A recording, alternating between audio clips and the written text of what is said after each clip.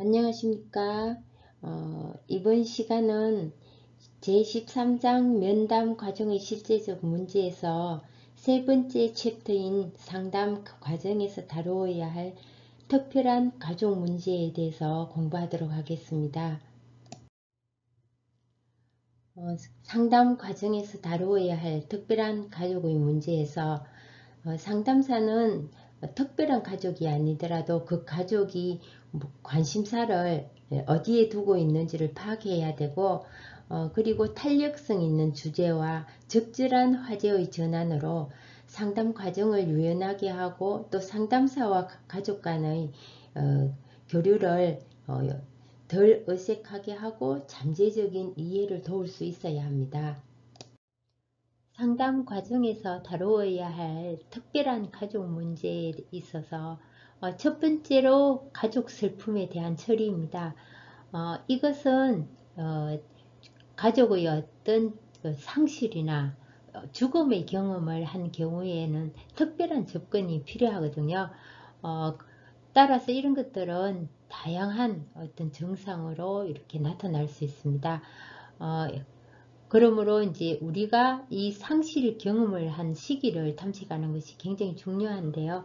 1년간 자신이 경험한 어떤 중요한 상실 그리고 실망을 파악하게 되면 도움이 됩니다. 해결하지 못한 상실을 해결하기 위한 방법이 있는데요.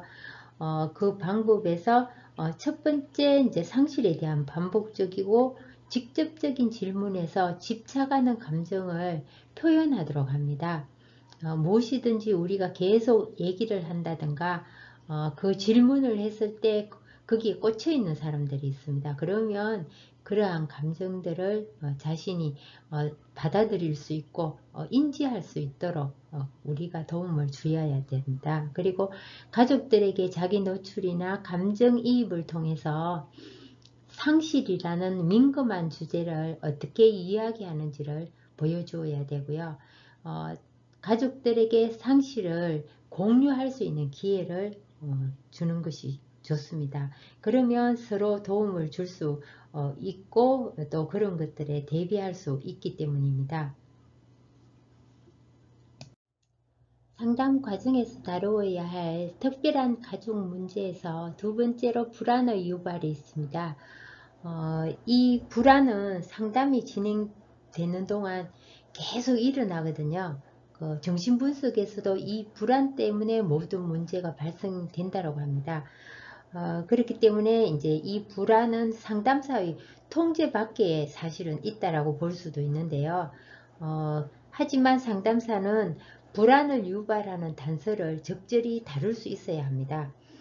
치료적인 변화를 얻을 수 있도록 가족들의 불안을 의도적으로 자극하는 경우도 있고요. 반대로 파괴적인 행동을 일으킬 만한 불안 심리에 대해서 불안을 감소시키는 방향으로 정보를 재구성하기도 합니다. 이러한 변화의 계기가 될 만한 어떤 불안이 존재하지 않는다면 오히려 치료적 발전을 기대하는 것이 어려울 수도 있습니다. 따라서 상담사는 가족에게 변화를 일으킬 수 있는 불편감이나 긴장이 사라졌을 때 상호작용이나 일탈을 증폭시켜서 위기감을 조성하는 것이 치료적으로 필요한지 안 한지에 대해서 고려를 할 필요도 있다라고 합니다. 물론 그 위기를 유발하는 방법은 여러 가지가 있고요. 또 그것에 대해서 우리가 대처할 수 있는 것들이 공부를 하고 또 그리고 그러한 방법들을 각자 가지고 있어야 됩니다. 상담 과정에서 다루어야 할 특별한 가족 문제 중에 위기의 처리가 있습니다. 이 경우는 위기 자체가 조금 전에 불안의 유발에 해당하는 위기를 유발하는 경우가 있는데요. 그거와는 경우가 다릅니다. 위기 자체가 닥친 거죠. 그렇기 때문에 이 위기가 치료적 변화에 어떤 도움이 되지 못한다고 보면 되겠습니다.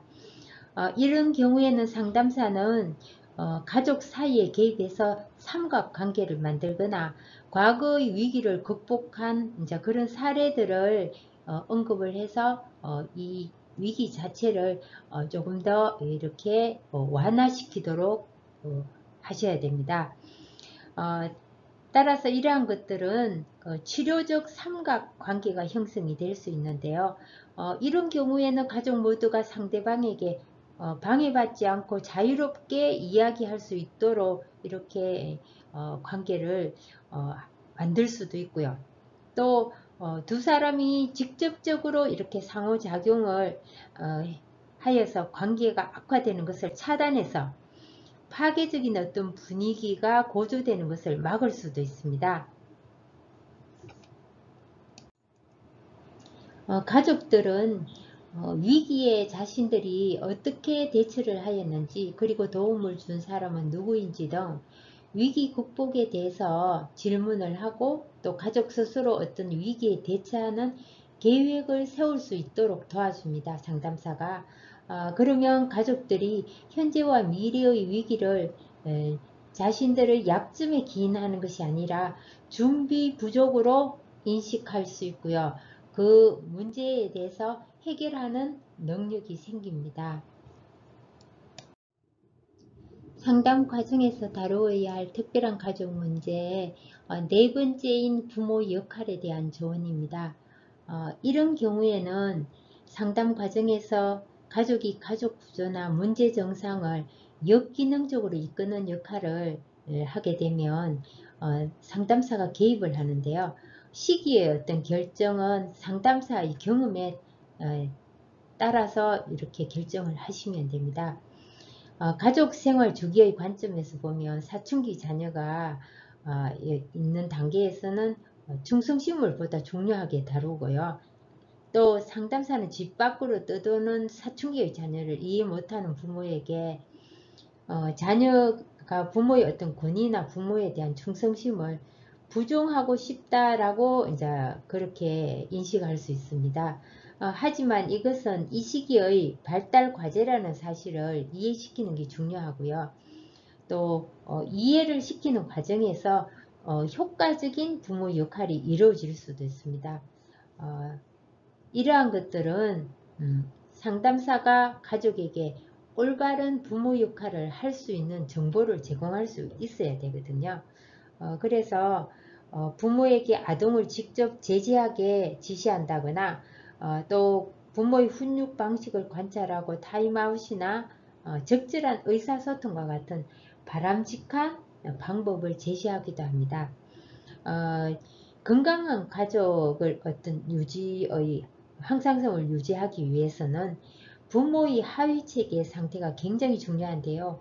훈육 방식에 대한 부모의 어떤 제휴를 형성하기 위해서 함께 의논하고 어떤 기준을 마련할 수 있는 친밀감이 필요합니다.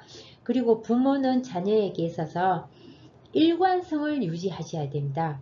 그것은 굉장히 중요하고 부모의 어떤 권위보다도 약속이기 때문에 자녀가 그것을 보면서 해야 될 거, 하지 않아야 될 거, 이런 것들을 자기 스스로 관점이나 가치관을 형성하는 데도 도움이 됩니다.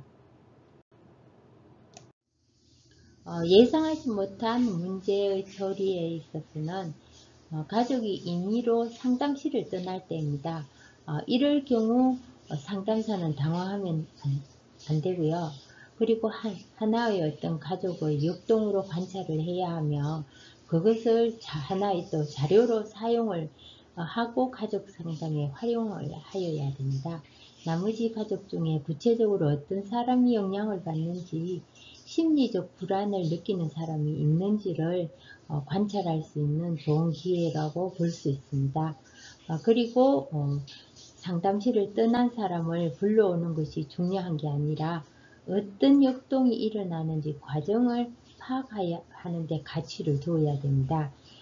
가족을 위해서 유익한 어떤 행동을 해야 한다는 충동을 상담사 자신이 통제하는 것이 중요합니다. 가족에 대한 상담사의 책임의식은 가족들이 할 수 있는 학습 경험을 박탈하는 결과를 초래할 수 있다는 점을 명심해야 합니다. 예상하지 못한 문제 처리의 두 번째는 상담 동기의 저하일 경우입니다. 이런 경우에도 가족의 상담 동기를 높이는 방법은 낙관적인 어떤 태도를 보이면서 상담에 대해서 성공감을 가질 수 있도록 상황이 어떻게 될 것인가를 설명하거나 그것을 확신하는 언어로 이렇게 언급해주는 것이 중요합니다. 그리고 직접적 방법이 있고 은유적 방법이 있는데요. 상담사가 두 가지를 상황에 따라서 과정을 잘 살펴보면서 활용할 수 있습니다. 그리고 가족이 희망하는 변화는 어떤 가능성이 있지만 그러한 변화를 원하는지에 대한 확신이 없기 때문에 상담을 지속해야 할지 망설이게 될 때는 당분간 현재 상태를 그대로 유지하는 것이 좋겠다는 상담사의 의견을 제시하는 것이 바람직합니다. 변화를 원한다면 이와 같은 어떤 개입은 그들의 행동 변화를 불러일으킬 자극이 될 수도 있고요. 또 변화 또한 원하지 않는 가족이라면 상담사의 말을 그대로 수긍할 수 있습니다. 가족은 어느 쪽이라도 실패했다는 느낌을 가지지 않은 채 상담을 종결할 수 있는 이점이 있습니다. 제13장 면담 과정의 실제적 문제에서 마지막 챕터인 상담 종결 과정입니다. 이 부분은 초기 상담 과정에서 여러분들이 지금까지 쭉 상담을 해 오셨죠.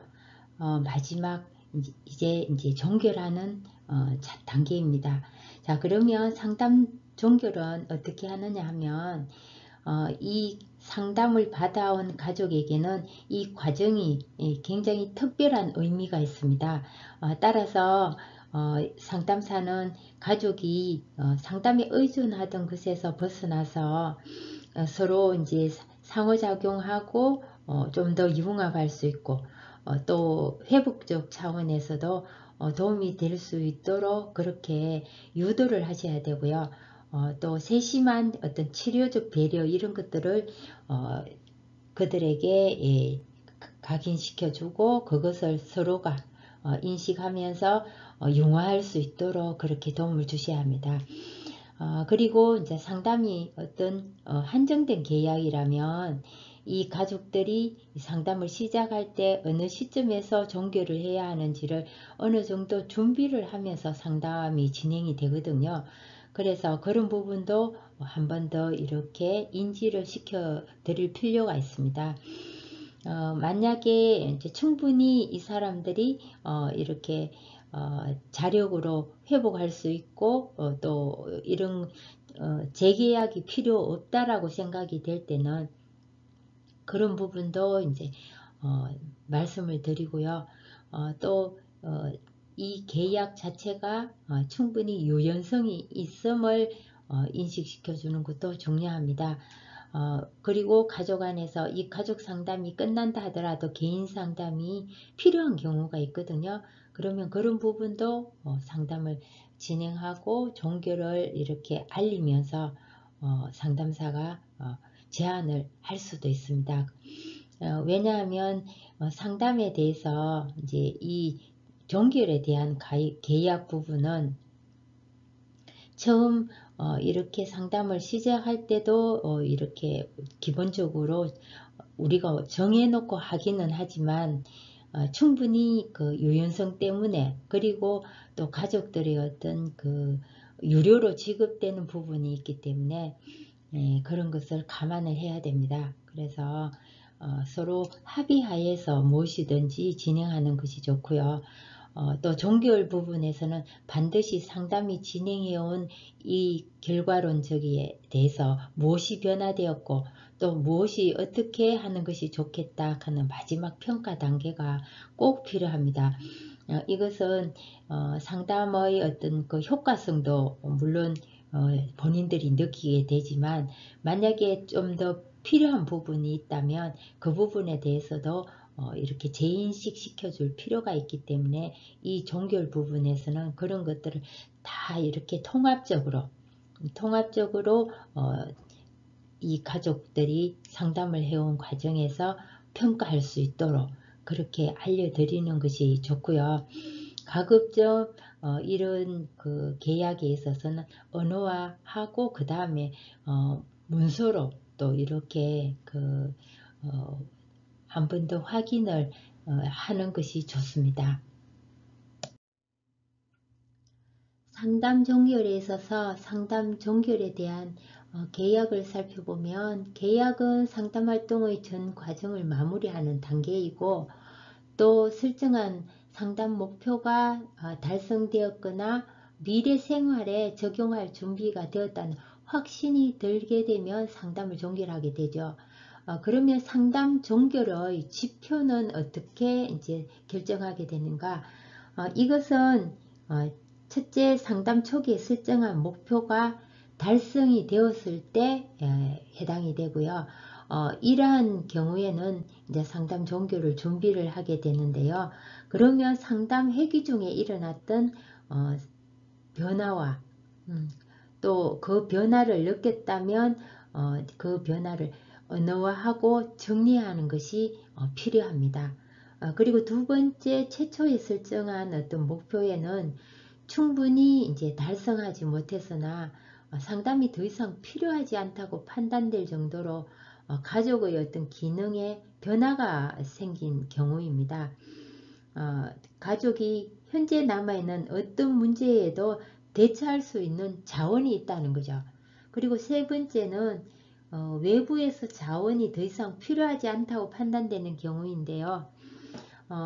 아동에게 이제 어떤 현재에는 어떤 문제 행동이 보이지 않지만 부부가 또 자녀의 양육에 대해서 부모로서 협력한다는 점이 확실히 개선되었을 때, 그리고 그 어떤 자녀의 문제 행동에 적절히 대처할 수 있겠다라는 예상을 할 수 있을 때 종결할 수 있습니다. 그리고 네 번째, 상담사가 충분히 치료의 어떤 공정한 시도를 했고 노력을 했음에도 불구하고 치료 효과가 나타나지 않는 경우입니다.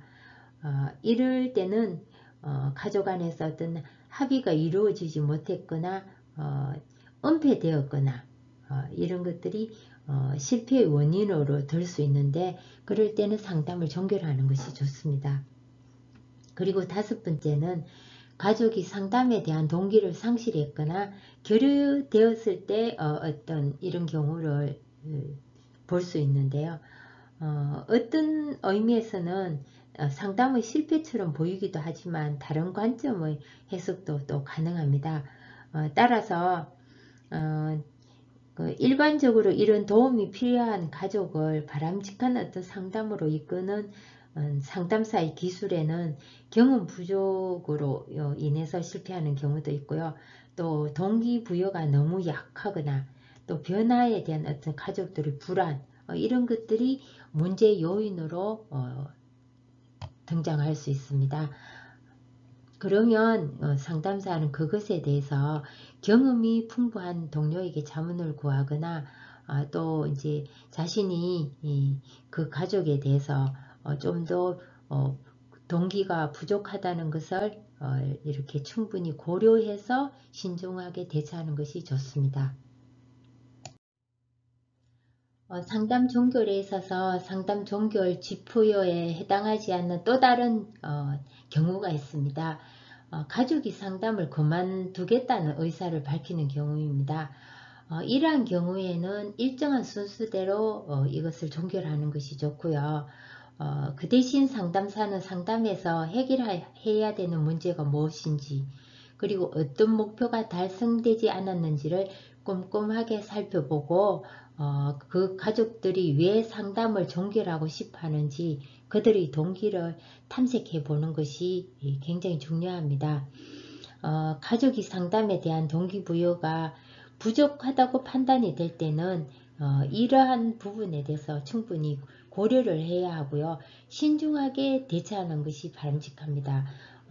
이것은 가족의 동기 부족도 물론 있겠지만 상담사가 초보 상담사일 경우에는 자신의 어떤 상대적 역할에 이제 한계가 있을 수 있거든요. 그래서 이제 이럴 경우에는 경험이 풍부한 슈퍼바이저나 동료에게 자문을 구해서 도움을 받는 것이 좋습니다. 가족과 함께 이제 이런 문제를 둘러싼 현상을 점검하고 또 상담 계약을 고려하고 또 상담으로서 얻을 수 있는 어떤 이익이 아직 남아 있다는 것을 알려주고요. 그리고 상담을 현 단계에서 종료하게 되면 또 현재보다 이러한 문제들이 악화될 수도 있다는 판단이 서게 된다면 상담을 지속하도록 권유할 필요도 있겠지만 이 가족들이 종결하고 싶다고 결정을 했다면 권리를 존중할 필요가 있습니다. 왜냐하면 상담을 종결하고 싶다는 가족의 욕구가 상담을 지속하고 싶다는 상담사의 의지보다 강하게 되면 지속적인 상담이 가족에게 도움이 된다는 확신이 있다 하더라도 상담 결과로서 이러한 변화가 일어날 가능성이 적기 때문입니다. 따라서 상담을 종결하고 싶다는 가족의 욕구가 있을 때는 신중하게 대처하겠지만 종결하는 것이 바람직합니다. 상담 종결의 마지막으로 상담 종결 방식입니다. 이것은 과정에 따라서 도입 단계, 요약 단계, 목표 나누기 단계, 추수 상담의 4단계로 나누어 볼 수 있는데요. 도입 단계에서는 상담사가 종결을 고려하는 이유를 설명하게 됩니다. 이것은 기대했던 목표가 달성되었기 때문일 수도 있지만 예정된 어떤 상담 횟수를 다 못 채우고 또 아니면 상담의 효과성이 없기 때문에 이제 중단하는 종결을 하게 되는 이유를 설명을 하게 됩니다. 그리고 요약 단계는 상담 중에 일어난 것을 정리해서 상담에 관여된 모든 사람에게 성취된 성장과 가족의 현상을 되돌아볼 어떤 기회를 제공합니다. 이 단계에서는 상담에서 무엇을 얻었는지 또 그리고 상담에 대해서 우리가 어떤 것들을 자기가 성장했는지에 대해서 한번 되돌아볼 수 있는 단계가 됩니다. 그리고 목표 나누기 단계에서는 가족의 어떤 목표 도달 여부를 어떻게 이제 인식하고 있는지 그거에 대해서 이제 설명을 하고요. 또 상담은 지속되는 과정이고 또 가족 상담의 어떤 그 성장 과정 그리고 발전의 어떤 한 부분이라는 것을 설명을 하고요. 또 이것은 상담 과정 안에서 개개인이나 가족의 성장 또한 또 개개인의 발전 그것과 동반된다는 것을 알려주는 것이 적절합니다. 따라서 이러한 목표 나누기는 정기적으로 또는 그 중요한 결정을 내릴 때 가족이 만나서 함께 계획하고 직접적인 과제를 실행하도록 하는 것이 좋고요. 또 상담 종결에 가족이 함께 어떤 변화를 상징하는 선언문이나 행동을 하도록 하는 것이 좋습니다. 왜냐하면 상담 종결은 가족에게 중대한 정서적 경험이 될 수 있고요.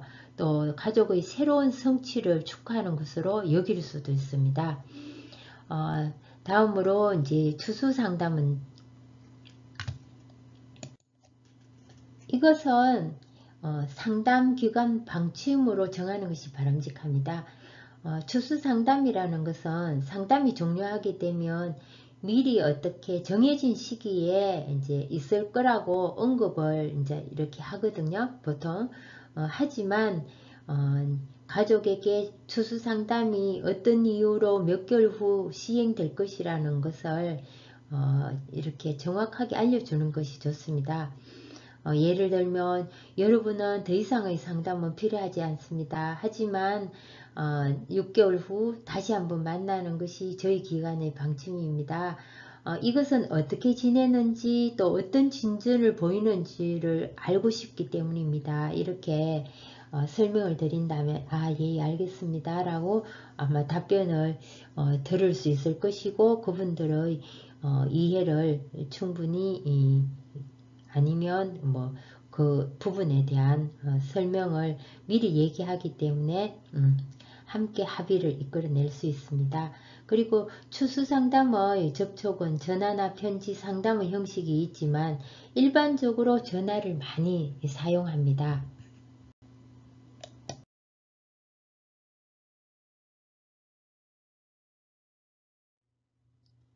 제13장 면담 과정의 실제적 문제에서 여러분들이 상담 초기 과정부터 시작해서 종결 단계까지 공부를 하였습니다. 아마 가족 상담의 마지막이기 때문에 여러분들이 이 부분에 대해서 지금까지 공부했던 것을 활용하여서 임상 장면에서는 조금 긴장감과 그리고 불안함이 여러분들이 있을 수도 있습니다. 하지만 잘 하실 수 있으리라 생각하고 임상 장면에서 여러분들이 많은 것을 활용할 수 있고 또 적절히 잘 이런 것들을 바람직하게 활용할 수 있으리라 믿어 의심치 않습니다. 자, 그러면 우리가 다음 14장부터는 거의 다 사례에 대해서 나눌 것이고요. 그 사례를 통해서 과제를 제시하기도 할 겁니다. 여러분들 열심히 교재 속에 있는 과제들을 공부하시고 그거에 대해서 자신들의 어떤 의견을 적어 주셨으면 합니다. 그 사례에 대해서는 여러분들이 이 책이 정답은 아닙니다. 그죠? 물론 슈퍼바이저들이 이러한 사례집을 내고 거기서 도움을 받도록 이렇게 하기는 하지만 자신이 읽어보고 여기에서 좀 더 이런 것들이 들어가면 좋겠다. 이 상담에는 이러한 방법들이 조금 더 플러스 알파로 들어가면 더 좋지 않았을까? 이런 의견은 여러분들이 충분히 가질 수 있고 또 제시할 수도 있으니까 그거에 대해서 함께 나눠보는 시간을 가질 거고요. 그것을 보고서로 제가 그 과제로 받겠습니다. 그러니까 여러분들이 선택해서 14장부터 18장 사이에 있는 것들을 선택해서 저에게 보고서로 이렇게 사례 무슨 사례 뭐 아동 가족에 대한 상담 아니면 뭐 청소년 아니면 재혼 뭐 이렇게 선택해서 저에게 보내주시면 됩니다. 어쨌든 과제라고 얘기하니까 여러분들이 또 이제 겨우 이번 시간 수업이 끝났는데 또 힘든 얘기를 하시는구나 이렇게 생각하실 수도 있겠지만 배우는 과정이고 또 이 시기가 여러분한테 굉장히 아름다운 시절로 기억될 수 있을 거예요. 아마 지금 공부하는 것이 힘들지만 이런 시절이 지나고 나면 이렇게 공부하는 시절은 사실 어렵습니다. 지금 석사 과정이시잖아. 그죠? 이 석사 과정이 지나고 박사 이렇게 또 뭐 더 많은 깊은 연구 전문적인 공부 이런 걸 하게 된다면 아마 이 시간 이 순간들이 다 아름답다고 생각될 수 있을 겁니다. 지금까지 여러분들 시청하시느라 수고 굉장히 많으셨고요. 오늘은 좀 쉬시고 다음 시간에 뵙도록 하겠습니다. 수고하셨습니다. 감사합니다.